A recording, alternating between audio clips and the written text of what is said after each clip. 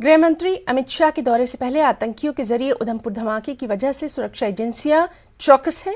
राजौरी में पुलिस द्वारा search operation चलाया गया, संवेदनशील इलाकों की तलाशी ली गई।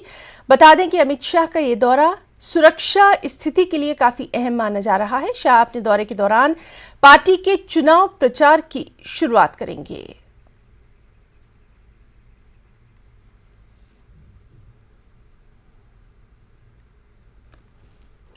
मेंढर सब डिवीजन में भारतीय सेना और एसओजी द्वारा सीमावर्ती क्षेत्रों में तलाशी अभियान चलाया जा रहा है।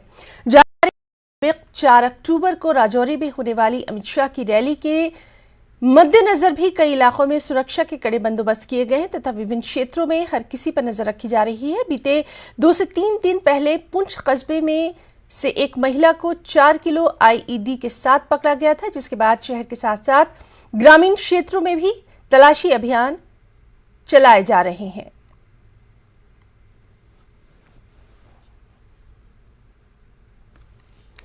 जम्मू कश्मीर प्रदेश युवा कांग्रेस ने जम्मू के छन्नी हमत में विरोध प्रदर्शन किया। प्रदर्शनकारियों ने सरकार की नीतियों के खिलाफ नारेबाजी की और आरोप लगाया कि खाद्य पदार्थों की कीमतों में भारी वृद्धि ने लोगों के लिए जीवन को मुश्किल बना दिया है। दिन ब दिन जरूरी सामानों के दाम बढ़ते जा रहे हैं। उन्होंने मांग की कि सरकार को इस मुद्दे पर विचार करने के लिए उचित प्रक्रिया अपनानी चाहिए।